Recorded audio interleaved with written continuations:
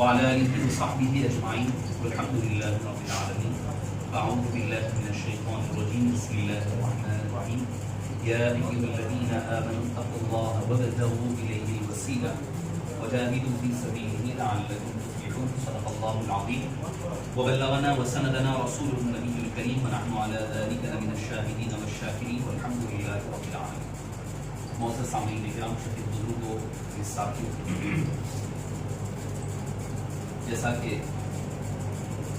احباب کے حضرت صاحب نے آج عنوان کے متعلق درخواست کی تھی اور حکم دیا تھا کہ آداب المريدين کے حوالے سے کچھ اکثر و بیشتر حضرات جو حضرات ہے جو سلسلے نقشبندیہ سے منسلک ہے، اکثر و بیشتر یا پھر کسی نہ کسی سلسلے میں منسلک ہے.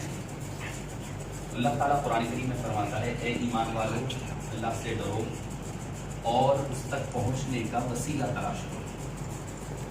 یا ایھا الذین آمنوا اے ایمان والو، چھٹے پارے میں آج ہی پڑھی گئی.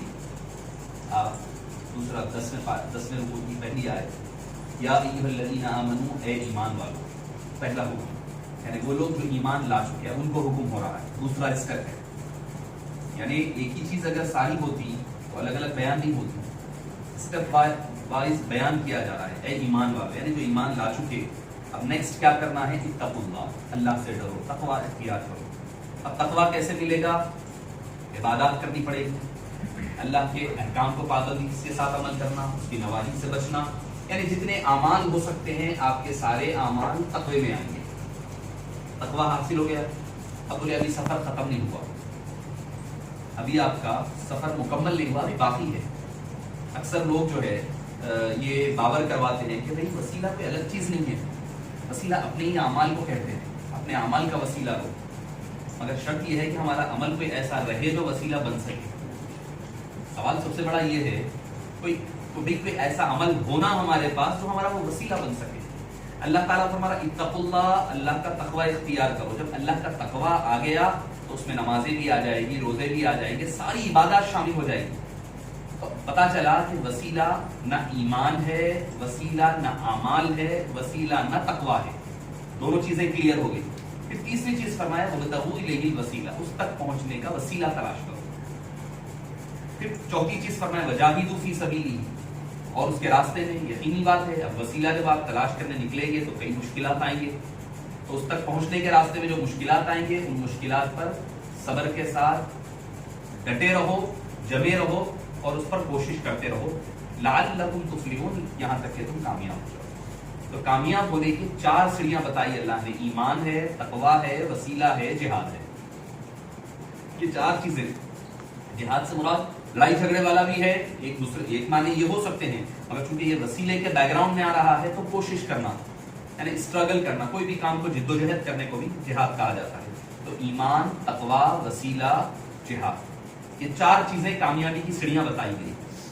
تو پتا چلا کہ اگر کوئی آدمی مکمل طور پر دنیا اور آخرت میں کامیاب ہونا چاہتا ہے تو اس کو ایمان بھی لانا پڑے گا، نیک اعمال بھی کرنا پڑے گا، وسیلہ بھی اختیار کرنا پڑے گا، اور پھر اس کی راہ میں کوششیں بھی کرنی پڑے گی، تب جا کر کے کامیابی ملے گی. ایسا نہیں کہ آسانی سے بیٹھے بیٹھے کامیابی نہیں ملنے والی ہے. انہیں پتھروں پہ چل کر اگر آ سکو تو آؤ، میرے گھر کے راستے میں کوئی کہکشاں نہیں ہے. یہ پتھروں پہ چلنے کا راستہ ہے، یہ مشکلات سے گزرنے کا راستہ ہے. صحابہ کرام رضوان اللہ علیہم اجمعین کی زندگی اٹھا کر دیکھیں آپ. ایسے ہی نہیں کہ بس صبح اٹھے ہو گیا چلو بھائی ختم زندگی ہو گئی ہے، ان کو مقام و مرتبہ نکلا، ایسے نہیں نکلا، نہیں ملا مقام و مرتبہ. اللہ نے ان کا مقام تو پہلے سے طے فرما چکا تھا، مگر جو مشقتیں کیوں بتلائی گئی، راستے میں کیوں گزارا گیا، یہ بتلانے کے لیے دیکھو کل کے دن کوئی آ کر یہ نہ کہہ دے کہ بھائی میں نے ان کو مقام دے دیا بلند، ان کے اندر کوئی کمال نہیں تھا. ان کے اندر یہ کمال بھی تھا، یہ امتحان بھی پاس کیے. تو معزز سامعین کرام، اب وسیلہ کیا ہے؟ بعض نے کہا کہ حبیب پاک صلی اللہ علیہ وسلم کا اسم مبارک ہے صاحب الوسیلہ. اگر ہم مدینہ پاک چلے جاتے ہیں تو مدینہ منورہ میں ہم جب زیارت کے لیے روضہ رسول اکرم صلی اللہ علیہ وسلم میں داخل ہوتے ہیں تو رائٹ سائڈ کا دیوار ہے، اس دیوار پر آپ صلی اللہ علیہ وسلم کے سارے نام لکھے ہوئے ہیں. اس میں ایک نام ہے صاحب الوسیلہ. اور دعا میں بھی ہم ہر نماز کے بعد دعا کرتے ہیں، آتی سیدنا محمد الوسیلۃ والفضیلہ، دعا بھی کر رہے ہیں. تو بعض مفسرین نے فرمایا وسیلہ حبیب پاک صلی اللہ علیہ وسلم کا نام ہے. تو چونکہ آج کے موضوع سے متعلق جو بات کی وہ یہ ہے کہ امام جعفر صادق فرماتے ہیں وسیلے سے مراد شیخ ہے، پیر و مرشد۔ اے ایمان والو تقوی اختیار کرو اور پیر و مرشد کو، صحیح پیر و مرشد کو تلاش کرو۔ امام جعفر صادق گھر والے گھر کی بات بتا رہے ہیں، آل رسول پاک ہے صلی اللہ علیہ وسلم، گھر والے بتا رہے ہیں، باہر والے بتائے تو بولے کہ گھر والے کہہ رہے ہیں کہ وسیلے سے مراد شیخ اور پیر و مرشد ہے۔ تو معزز سامعین کرام، زندگی میں ہم دیکھتے ہیں کہ ہر فیلڈ میں ہوتا ہے، ایک استاد ہوتا ہے، ایک شاگرد ہوتا ہے، ایک عالم ہوتا ہے، ایک اس کا شاگرد ہوتا ہے، جاہل ہوتا ہے، کہیں کوئی بھی ہر فیلڈ میں لے لیں آپ، ایک ڈاکٹر ہے تو ایک مریض ہے۔ اسی طرح یہ ظاہری دنیاوی طور پر یہ سارے فیلڈز ہیں، ہر فیلڈ میں دو ہیں، تو روحانیت کی فیلڈ میں بھی جو فیض دینے والا ہے اس کو مرشد کہتے ہیں، اور جو فیض لینے والا ہوتا ہے اس کو مرید کہتے ہیں۔ ایک مرید، اچھا اس میں بھی پھر ایک مرید ہوتا ہے، ایک مراد ہوتا ہے۔ مرید کیا کرتا؟ محنت کر کے، مشقتیں کر کے وہ مقام پر پہنچتا ہے۔ مراد وہ ہوتا ہے اللہ اپنے فضل و کرم سے بغیر مشقتوں کے اس کو مقام پر بٹھا دے۔ سلوک مجددیہ میں دادا پیر سیدی محدث دکن علیہ رحمت و رضوان فرماتے ہیں مرید اور مراد کے فرق۔ مرید اللہ کی طرف دوڑتا ہے، مراد کو اللہ چن کر اپنے لیے منتخب فرما کر رکھ لیتا ہے۔ یہدی من یشاء الیہ ویہدی الیہ من ینیب، جس کو چاہتا ہے ہدایت دیتا ہے، جس کو چاہتا ہے اپنے لیے چن کے رکھ لیتا ہے، اس کی مرضی ہے، اس کا انتخاب ہے۔ امام جعفر صادق رضی اللہ عنہ، چننے کی بات آئی تو آئی بات کہ تفسیر علم یجد کا یتیمن فآوا کی تفسیر میں امام سیدنا جعفر صادق رضی اللہ عنہ وارضہ فرماتے ہیں کہ حبیب ہم نے آپ کو یتیم پایا، فآوا تو ہم نے اٹھا کر رکھ لیا۔ یتیم کس کو کہتے ہیں؟ پناہ دی، فآوا پناہ دینا۔ یتیم کا ایک معنی تو لٹرل میننگ اگر آپ کوئی عربک ڈکشنری اٹھا لے تو مل جائے گی، یتیم اورفن کو کہا جاتا ہے جن کے والد کا بچپنے میں انتقال ہو جائے، جس کے والد کا بچپنے میں، بڑے ہونے کے بعد تو ہر ایک کے والد کو گزرنا ہی ہے، جن کے والد کا بچپنے میں انتقال ہو جائے ان کو یتیم کہا جاتا ہے اسلامکلی اور فقہی ٹرمینالوجی میں۔ اگر آپ اور تھوڑا دوسری ڈکشنریز کا رخ کریں گے تو ایک اور معنی آتا ہے یتیم کا، یونیک کا معنی بھی آتا ہے۔ یتیم یونیک، جیسے اردو میں بھی یوز ہوتا ہے ورڈ در یتیم، ایک مستقل نے آپ صلی اللہ علیہ وسلم کی سیرت پاک پر ایک کتاب کا نام ہے در یتیم، اردو کی کوئی ڈکشنری فیروز اللغات وغیرہ اٹھا لیں آپ تو اس میں لفظ مل جائے گا در یتیم۔ در یتیم ایسا نایاب بے مثال موتی، اس کا کوئی کاپی اور اس کی کوئی دوسرا صنف نہ ہو، ایک ہی سنگل پیس ہو۔ امام جعفر صادق کیا فرماتے ہیں؟ علم یجد کا یتیمن، اے حبیب ہم نے آپ کو بے مثل و بے مثال پایا، نایاب پایا، فآوا تو اپنی محبت کے لیے آپ کو چن کر کے رکھ لیا۔ معزز سامعین کرام، مرید کیوں ہوتے ہیں؟ پہلی بات، مرید اس لیے ہوتے ہیں کہ اپنی آخرت سنور جائے اور اللہ تک پہنچنے کا راستہ آسان ہو، اللہ تک پہنچنے کا راستہ۔ یہ مقصد اصل بیعت کا یہ ہونی چاہیے۔ بیعت کا اصل مقصد یہی ہے کہ اللہ تک پہنچا جائے، تقرب الی اللہ حاصل ہو، اللہ کی راہ پر، اللہ کے راستے میں اللہ کا قرب حاصل کرے، اس کی رضا حاصل کرے، اس کی خوشنودی حاصل کرے، یہ مقصد ہوتا ہے بیعت کا۔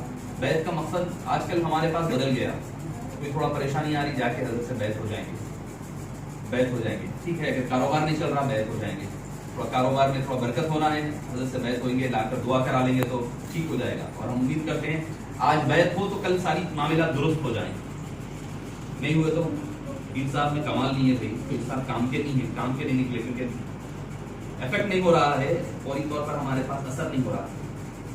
معزز سامعین کرام، مرید اپنے پیر سے کبھی مانگے نہیں، پیر جب مرضی آئے تب عطا کرنا وہ کمال ہوتا ہے۔ آپ مرید ہوئے تو یہ دے دیجئے وہ دے دیجئے، مانگنا نہیں، آپ مانگنے سے آپ کو فائدہ، اگر دے بھی دیا پیر فائدہ نہیں ہوگا، وہ اپنے سے جب عطا کریں گے تو اس میں ان کی مرضی شامل رہے گی اور اشارات الہیہ شامل ہوتے ہیں۔ ایک حدیث پاک بخاری شریف کی حدیث پاک حضرت ربیعہ رضی اللہ عنہ ہے، ہر دن آنا رات میں کیا کرنا؟ کچھ نہیں، کام کیا ہے؟ حبیب پاک صلی اللہ علیہ وسلم کے نالے میں پاک کھانا لا کر تیار کر کے رکھ دینا، تہجد کے لیے پانی گرم کر کے لا کے رکھ دینا، آپ کی مسواک لا کر دینا، یہ ڈیوٹی ہے حضرت ربیعہ کی، سالوں کر رہے ہیں، سالوں سال کر رہے ہیں یہ ڈیوٹی، بورنگ ڈیوٹی، کچھ مانگ نہیں رہے، کر رہے ہیں۔ کرتے کرتے ایک رات حبیب پاک صلی اللہ علیہ وسلم نے فرمایا سل یا ربیعہ، ربیعہ مانگو کیا مانگو؟ عطا حبیب پاک فرما رہے ہیں، حضرت ربیعہ نہیں مانگے. کئی سالوں تک ڈیوٹی کرے، حبیب پاک نے فرمایا مانگو ربیعہ کیا مانگتے ہو؟ اب بولے کیا مانگنا ہے؟ حبیب پاک دو عالم کے سردار فرما رہے ہیں، فرمایا مرافقتک فی الجنہ یا رسول اللہ، اے حبیب پاک آپ کے ساتھ جنت میں صحبت اور مرافقت. جیسے یہاں نالے اٹھا رہا ہوں، وہاں بھی یہ ڈیوٹی پر لگا دی ہے جنت. جب عطا ہوتی ہے نا تو وہ ان کی اپنی عطا نہیں ہوتی، وہ اللہ کے اذن اور حکم سے ہوتی ہے، تو اس میں برکتیں ہوتی ہیں. اب اس کے بعد فرمایا مرافقتک فی الجنہ، آپ کی جنت میں مرافقت چاہیے، جنت میں صحبت چاہیے، آپ کی خدمت چاہیے. تو خدمت چاہیے، جیسی یہاں پر صحبت ہے وہاں پر بھی آپ کی مرافقت مل جائے. تو آپ نے فرمایا ٹھیک ہے، فاعینونی بکثرۃ السجود، فرمایا کہ تم کثرت سجود کے ذریعے سے میری اعانت کرو. تو حبیب پاک اچھا آپ یہ بھی دیکھیے تھے عقیدے کی بات بھی اس میں شامل ہے کہ سل یا ربیعہ، فرمائے ربیعہ مانگو، کچھ بھی مانگ سکتے تھے حضرت ربیعہ، اوپن تھا، کویشچن تو اوپن ہے. تو صحابی جب مانگے تو سرکار مدینہ علیہ السلام نے یہ نہیں فرمایا ابھی مانگو تو کوئی چھوٹی موٹی دوسری چیز مانگو، اور پیسہ کوئی چیز مانگو، یہ کیا میرے جو ہے نعوذ باللہ اختیار کے باہر کی چیز ہے، ایسے کیوں مانگ رہے ہیں؟ تو پتہ کیا چلا کہ حبیب پاک کا یہ فرمانا سل یا ربیعہ، جو چاہو مانگو اے ربیعہ، اور حضرت ربیعہ کا مانگنا یہ بتا رہا ہے اللہ تعالیٰ نے سارے کائنات کی ملک حبیب پاک کو مختار کل بنا کر کے آپ کے دست مبارک میں جس کو چاہے جنت دے زمین پر رہ کر. اب جنت سے بڑھ کر اور کیا ہوگی دنیا اور آخرت کی؟ حبیب پاک صلی اللہ علیہ وسلم کا اختیار اس حدیث پاک سے. تو میں یہ مرید کا انداز کیا ہونی چاہیے؟ مرید جب بیعت کرے تو اپنے سے پیچھے سے کچھ نہ مانگے. بیعت کر رہے ہیں 10 دن میں خلافت کی چکروں میں بھاگ رہے ہیں، فائدہ نہیں ملنے والا ہے، مانگ کے لے رہے ہیں، پیسے دے کر، یہ بھی چل رہا تھا پیسے دے کر کے لی جا رہی ہے خلافت، نہیں فائدہ نہیں ہوتا، اس میں اثر نہیں رہے گا، اس میں فیض نہیں ملے گا. فیض ملنا ہے تو پورا مکمل للہیت اور توکل کی بنیاد پر اخلاص ہو.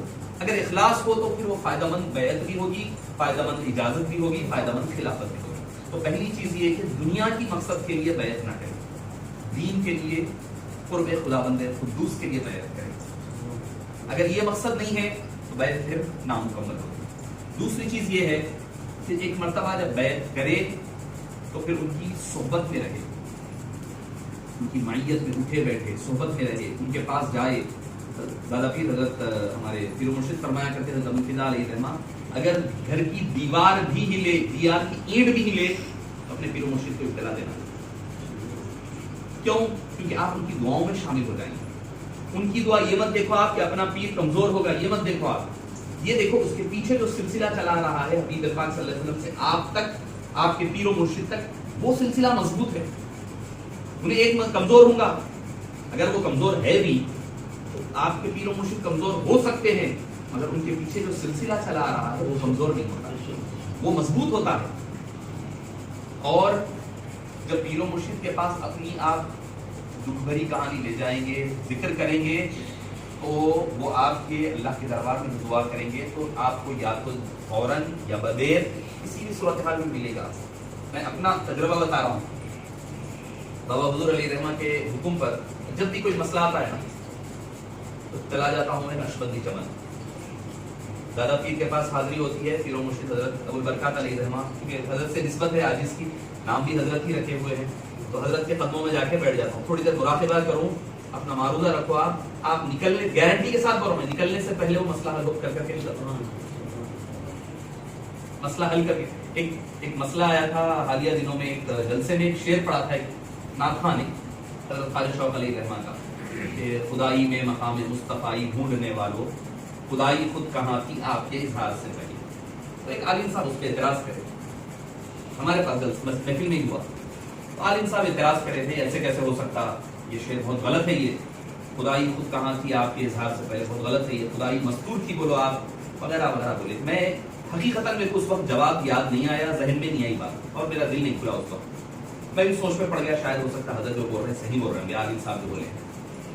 پھر ہوا یہ کہ ہمارے تصوف کی کلاسز ہو رہی تھی، تو ہم یہ طے کرے تھے کہ تصوف کی ایک کلاس ایک بارگاہ میں جا کر ہم پڑھیں گے، ایک درس. پہاڑی شریف ہے، حضرت سعد اللہ شاہ صاحب علیہ رحمہ، مسکین شاہ صاحب علیہ رحمہ، پورے اپنے سلسلے کا قابلین کے پاس ہے. मोहम्मद सदकन अलैहि के पास हाजिरी हुई, हाजिरी देकर हजरत सल्लल्लाहु के गुलामी है, हजरत से निस्बत है, तो हजरत के कदमों में बैठकर पढ़ रहे हैं। पढ़ते पढ़ते एक हदीस पाक आई, और वो जो 4 या 5 दिन गुजरे थे, उसमें तो हमारे अहबाब भी थे साथ में, साहब वगैरह ये लोग भी साथ थे, तो बस गए हम लोग, बैठे पढ़ते हुए बैठे, एक हदीस पाक आई किताब, लौला कलमा अज़हरतुल खल्क़, लौला कलमा अज़हरतुल खल्क़, ऐ हबीब पाक अगर आप न होते तो मैं अपनी मखलूक को ज़ाहिर नहीं करता, अपनी तख्लीक को, खल्क़ को ज़ाहिर नहीं करता था। खुदाई खुद कहाँ थी, खल्क़ से, खुदाई से मुराद खुदा नहीं है, खुदाई से मुराद खल्क़ है, खुदाई यानी खुदा के अलावा जो होती है मखलूक उसको कहते हैं। खुदाई खुद कहाँ थी आपके इजहार से पहले, लौला कलमा अज़हरतुल खल्क़, ऐ हबीब अगर आप ना होते तो मैं मखलूक को जाहिर ही नहीं करता था। यानी वो जो मेरे को सवाल आया था 3 दिन पहले, वो सवाल का उक़दा पीरो मुर्शिद के कदमों में बैठकर बआसानी हल हो गया, वो हदीस की रोशनी। जो लोग, अच्छा वो जलसे में वो लोग भी थे जो उसमें थे, लोग दंग है हजरत ये क्या उक़दा खुला यहाँ, हालांकि हदीस पाक हम पढ़े थे, बचपने में भूल गए थे, ज़हन से निकल गया था। तो मैं अर्ज़ कर रहा था अपने पीरो मुर्शिद के पास, चाहे अच्छा पीरो मुर्शिद अगर क़ैद हयात हैं तो भी उनका फैज़ जारी है, अगर दुनिया से गुजर जाएं तो उनका फैज़ दोबारा है, डबल हो जाता है। पीरो मुर्शिद मिसले काबा, मिसले क़िबला होते हैं। अब हम लोग यहाँ क़िबले पर नमाज, इस रुख पर नमाज पढ़ रहे हैं, सामने काबा है क्या हमारे, काबा है हमारे सामने नहीं है, काबा तो कई हजारों किलोमीटर दूर है, मगर काबे का फैज उतनी दूर रह के भी आपको पहुंचा रहा है, आपकी नमाज को दुरुस्त कर रहा है। काबा दूर है मगर यहाँ पर आप जो नमाज पढ़ रहे हैं वो नमाज आपकी सिमत काबा की वजह से कबूल हो रही है, तो काबे का फैज है, यानी दूर रहते हुए काबा आपको फैज दे सकता है। तो पीरो मुर्शिद का फैज किबले के फैज से ज्यादातर होता है, वो कहीं ज़ेरे जमीन हो तो भी फैज देता है, ज़ेरे आसमान हो तो भी फैज दिया करता है। जब एक, अच्छा तीसरी चीज, जब मुरीद हो जाए तो अपने पीरो मुर्शिद का अदब करे, उनकी आवाज़ पर अपनी आवाज़ को बुलंद ना करे। पीरो मुर्शिद अपनी कौम में, अपने मुरीदीन में मिसले नबी हुआ करते, नबी नहीं होते, मिसले नबी कह रहा हूँ, ये अल्फाज बात पर थोड़ा समझने में मसला ना हो जाए, तो मिसले नबी होते हैं। मिसलियत हो सकती है, ज़ात नहीं हो सकती। कुरान कहता है बशरुम मिस्लुकुम, मिसलियत का जिक्र कुरान ने भी जिक्र किया है। तो मौसस सामीन किराम, मिसले नबी यानी उनकी आवाज़ पर अपनी आवाज़ बुलंद नहीं करना, उनका अदब बजा लाना, उनकी खिदमत करना। हो सकता है कि वो आजिज़ी इंकिसारी की वजह से ना माने न करे तो भी अपनी जानिब से कोशिश करना, और उनसे कोई ऐसा सवाल ना करना जिसकी तलबी अलैहिर्रहमान ने आदाब मुरीदीन में ये भी जिक्र फरमाया है कि उनके टेस्ट करने के लिए, इम्तिहान लेने के लिए कोई सवाल नहीं करना, चलो आज पूछ के देखेंगे सही देते नहीं देते, वहाँ से तो अपने को जवाब आ गया, यहाँ आज ट्राई करके देखेंगे नहीं।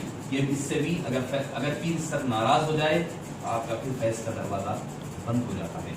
यहाँ तक कि लिखा दादा पीर अलैहिर्रहमान ने कि पीरो मुर्शिद के साये को भी नहीं खुदलना, चल रहे हैं वो तो उनका साया शैडो पड़ रहा है पीछे, उसको भी नहीं खुदलना, यानी उनकी अदब और ताज़ीम बजा लाना। मगर उसमें 2-3 चीज़ें भी आपने फरमाया, और ये नहीं समझना, ये तसव्वुर हरगिज़ नहीं रखना कि मेरे हर हाल का इल्म मेरे पीर को है, ये नहीं तसव्वुर, ये नहीं समझना। ये क्यों? क्योंकि ऐबों पर मुत्तले सिर्फ अल्लाह अज़्ज़ा व जल के साथ, वो अपने बंदों के ऐबों को किसी और के सामने जाहिर नहीं करना चाहता, यहाँ तक कि पीर के ऊपर भी नहीं। क्यों? क्योंकि जो पर्दापोशी, कल मैंने जो बात की थी, सत्तारी व गफ्फारी, वो अल्लाह ताला किसी के साथ शेयर नहीं करता। कुछ चीज अगर उनके ऊपर मुनकशिफ हो जाए तो और बात है, मगर हर हाल अल्लाह ताला छुपा कर रखा हुआ है। क्यों? क्योंकि मेरा बंदे का मामला है, ऐब जो है मैं ढांके हुआ हूँ, मैं किसी और को ये राज नहीं देना चाहता। क्यों? कि भाई हो सकता है कि मैं माफ कर दूं, हटा दूं, मगर मखलूक कल के दिन उसकी गवाह न बन जाए।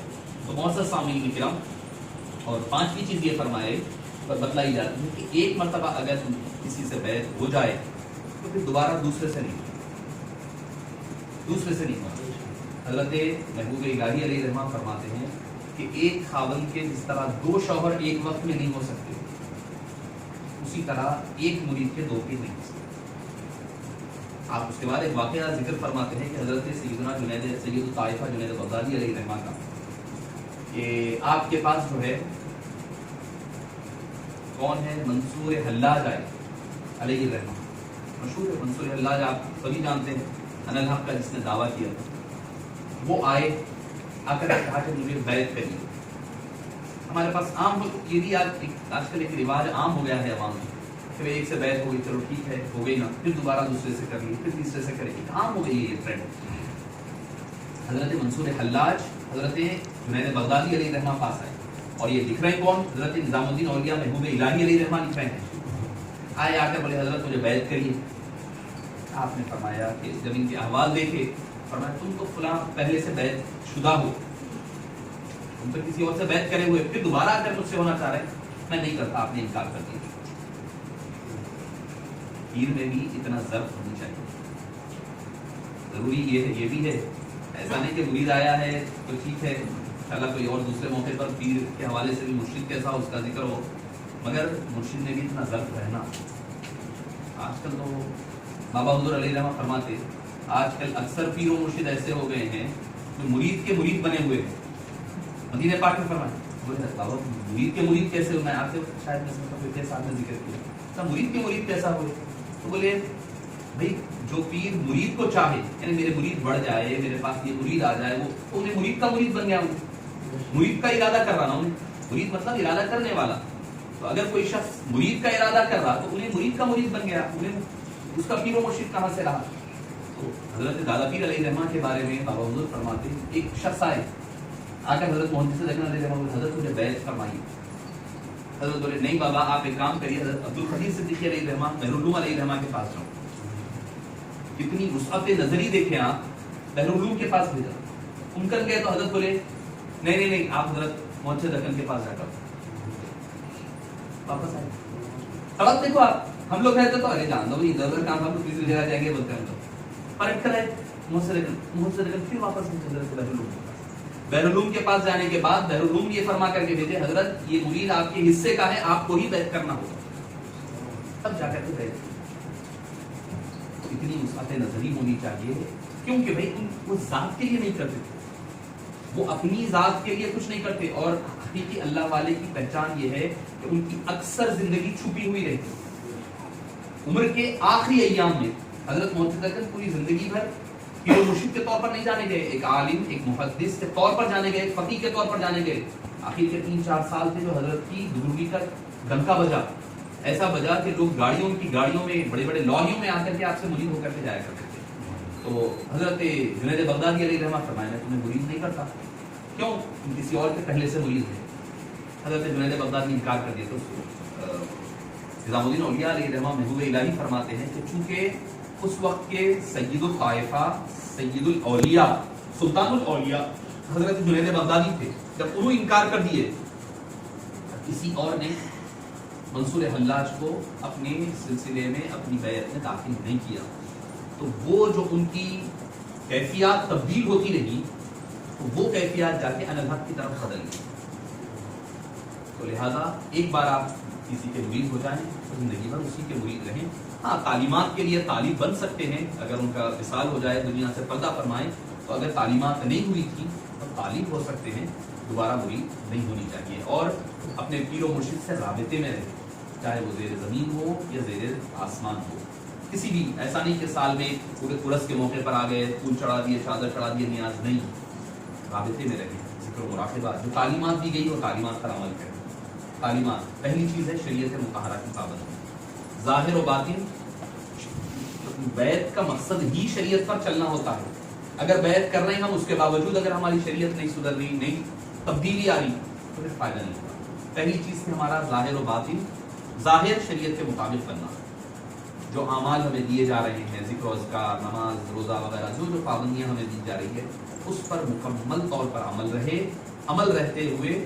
اور اس میں بھی ایک آخری بات، مرید کو کیا چاہیے کہ بھئی اکثر عالم سے بھی ہوتا ہے، کئی قدیم مریدین وغیرہ سے بھی ہوتی ہے ملاقاتیں، پوچھتا ہوں تو بھئی کوئی 30 سال پرانے مرید ہے سلسلے میں، کوئی 40 سال ہو گئے، ایک ہی لطیفات اور ایک ہی ذکر چل رہا ہے، اسی پر گاڑی جا رہی ہے، ترقی ہونی چاہیے۔ بھئی آپ کا ایک لطیفہ کام ایکٹیو ہو گیا ہے، ایک ہی نہیں ہے اور بھی ہے، آگے بڑھنا ہے آپ، تو دوسرے سبق کی طرف کوشش کریں۔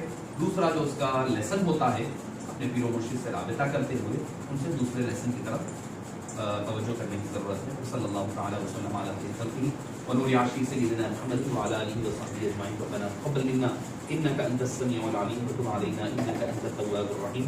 اللهم انا نسالك موجبات رحمتك وعزائم مغفرتك والسلامة من كل اثم والغنيمة من كل بر والعفو بالجنة والنجاة من النار. اللهم يا حنان يا منان يا ديان ويا قديم الإحسان اغفر لنا ولوالدينا من النيران. ربنا آتنا من لدنك رحمة وهيئ لنا من أمرنا رشدا. اللهم يا دائم الفضل على البرية ويا باسط اليدين بالعطية ويا صاحب الثناء والثنية صلوا على البررة النقية. اللهم إنا نسألك الهدى والتقى والعفاف والغنى. اللهم اجعلنا من صبان شهر رمضان واجعلنا من عتقائك في شهر رمضان. يا ربي بالمصطفى بلغ مقاصدنا مقاصد الدين والدنيا والآخرة فاغفر لنا ما مضى يا واسع الكرم. يا رسول الله انظر حالنا يا حبيب الله اسمع قالنا إننا في بحر هم مغرق خذ يدنا سهل لنا أشكالنا. لي خمسة أطفي بها حر الوباء الحاطمة المصطفى والمرتضى وابناهما والفاطمة. إلهي بحرمة سيدنا الحسن وأخيه وأمه وأبيه وجده صلى الله عليه وسلم فرج عنا ما نحن فيه فرج عنا ما نحن فيه يا رب العالمين ويا أكرم الأكرمين. وصلى الله تعالى وسلم على خير خلقه ونور عرشه سيدنا ونبينا ومولانا محمد وعلى آله وصحبه أجمعين والحمد لله رب العالمين.